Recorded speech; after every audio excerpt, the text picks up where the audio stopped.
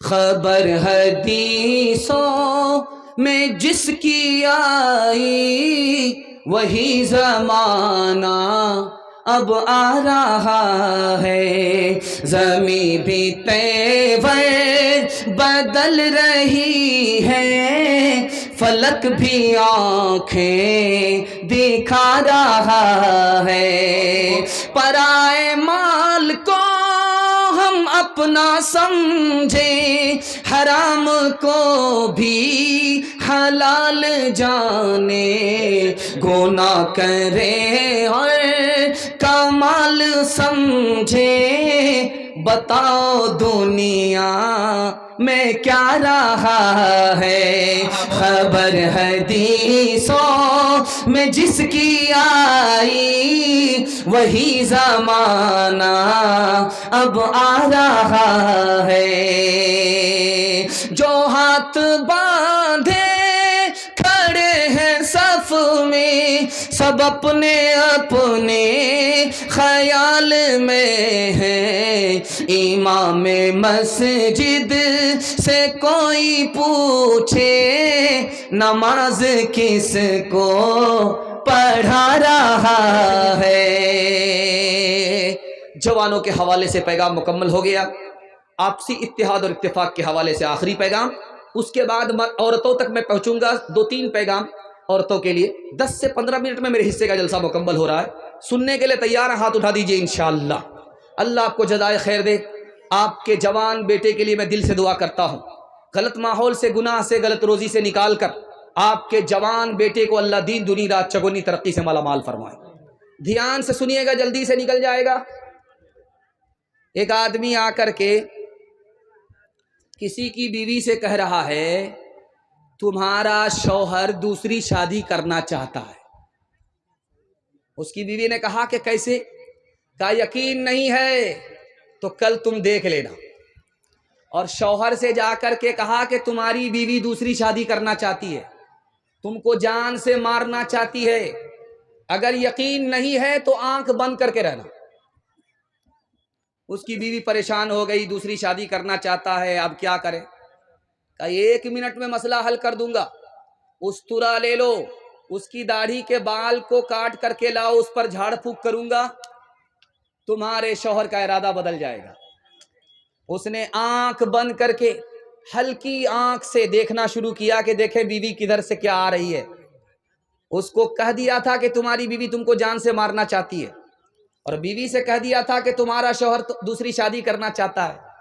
اب وہ عورت بیچاری گئی ہے کہ جھاڑ پھونک والے کے لیے بال توڑ کر کے لائیں، وہ سمجھا کہ واقعی یہ ہم کو ہلاک کرنے کے لیے آ رہی ہے۔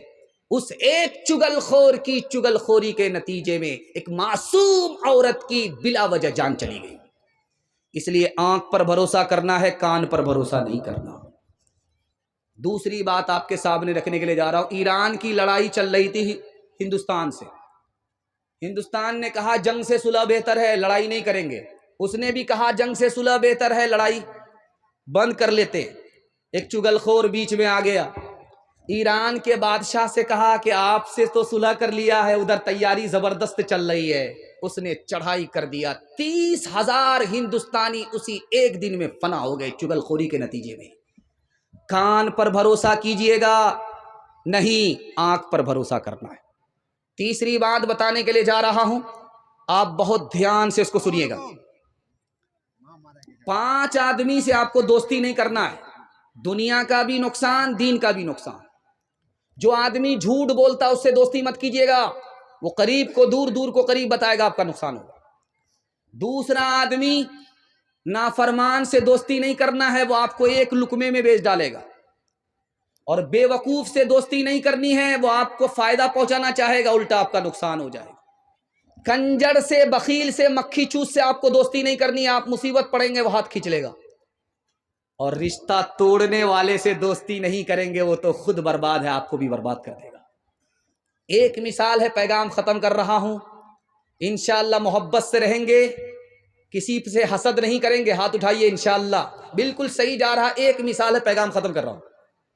2 بھائی، ایک کنوارا ایک شادی شدہ، باپ کا انتقال ہو گیا، ماں کا انتقال ہو گیا، دونوں نے ایک ساتھ کھیتی کیا، دھان کی کھیتی ہو گئی، बोझा बोझा करके 50-50 बोझा करके दोनों ने बराबर बराबर बांट लिया। अब एक भाई अपने घर में आया, दूसरा भाई अपने घर में आया, ख्याल आया यार तुम तो कुंवारे हो, तुमको बीवी बाल बच्चा नहीं, छोटा खर्चा है, तुम्हारे भाई को तो बीवी बाल बच्चा है, लंबा खर्चा था, बराबर बराबर पर ही बांटना चाहिए था, बढ़ा करके देना चाहिए। खरबूजा खरबूजे को देख करके रंग पकड़ता है। जैसे ही इस भाई ने अपने दूसरे भाई के लिए भला सोचा, अल्लाह ने उसके दिल में भी बात डाली, वो अपने भाई के लिए भला सोचने पर मजबूर हो गया। उसने कहा यार तुम अपने छोटे भाई के साथ अच्छा नहीं किए, तुमने तो शादी कर ली है, घर आबाद हो चुका है, उसको अभी शादी करनी है, लंबा खर्चा है, तुमको बराबर बराबर नहीं बांटना चाहिए। अब देखिए खरबूजा खरबूजे को देख करके कैसे रंग पकड़ता है। बड़ा भाई सोचा कि रात का जब अंधेरा होगा चुपके से जाएंगे, अपने हिस्से का बोझा उठा करके अपने भाई के हिस्से में डाल देंगे, उसका बढ़ जाएगा, उसको पता भी नहीं चलेगा। इस भाई का इरादा हुआ कि जब रात का अंधेरा होगा तो चुपके से जाएंगे, अपने हिस्से का बोझा उठा करके अपने भाई के हिस्से में डाल देंगे, उसका हिस्सा बढ़ जाएगा, उसको पता भी नहीं चलेगा। नफ़तुल अदब मौलाना नूर आलम खलील अमीनी रहमतुल्लाह अलैह की किताब है। उस किताब में लिखा है कि दोनों भाई अपने अपने इरादे से अपने अपने हिस्से का बोझा उठा करके अपने भाई के हिस्से में डालने लगे। वो हिस्सा पलट करके उस दूसरी तरफ आ रहा है, ये जब अपना हिस्सा उधर डाल रहा तो वो हिस्सा पलट करके इधर आ रहा है। जब करीब से आकर के देखा ये क्या हो रहा है तो पता चला मेरा भाई है, मेरे हिस्से को बढ़ाने के लिए अपना हिस्सा कम कर रहा था। ये जब देख रहा करीब से आकर के ये मेरा भाई है, मेरा हिस्सा बढ़ा रहा था, अपना हिस्सा कम कर रहा था, तो फैसला लिया कि आज के बाद चूल्हा अलग नहीं होगा। जब दिल और एक और नेक है तो चूल्हा अलग आज के बाद से नहीं होगा। हाथ उठा करके वादा कीजिए, घर का झगड़ा सीधे अदालत में जाएगा। हाथ उठाइए इंशाअल्लाह। ये देखिए, मुसलमानों संभल जाओ, मुसीबत आने वाली है, तेरी बर्बादियों के मशवरे हैं आसमानों में, न समझोगे तो मिट जाओगे ऐ हिंदोस्तां वालों, तुम्हारी दास्तां तक भी न होगी दास्तानों में, तुम्हारा इत्तिहाद बा हमी दीवार आहन था, मुखालिफ एक का जो था वो गोया सब का दुश्मन था, तुम्हारे हाथ में आफाक का हर इल्म हर फन था, तुम्हारी हिम्मतों का अर्श आज़म पर नशीमन था, तुम अपनी हक परस्ती से दबा लेते थे दुनिया को, खुदा के सामने झुक कर झुका लेते थे आदा को। औरतों के हवाले से सिर्फ 3 पैगाम, 5 से 7 मिनट में मेरे हिस्से का जलसा तमाम। सुनने के लिए आप लोग तैयार? हाथ उठा दीजिए। इंशाअल्लाह औरत को सर पर बिठाएंगे, पहली फुर्सत में हुकूमत चली जाएगी, ये गलती कभी मत कीजिएगा।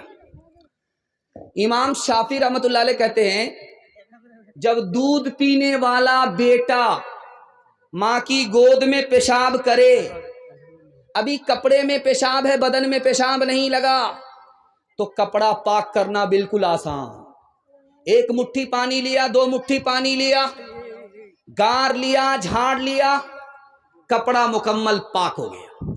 लेकिन अगर दूध पीने वाली बेटी है, माँ बाप की गोद में पेशाब करे, 1 मुट्ठी 2 मुट्ठी पानी मार लेने से कपड़ा पाक नहीं होगा, कपड़ा उतारना पड़ेगा, बार बार धोना पड़ेगा, दाग धब्बे छुड़ाने पड़ेंगे, गारना और निचोड़ना पड़ेगा, तब मुकम्मल कपड़ा पाक होगा।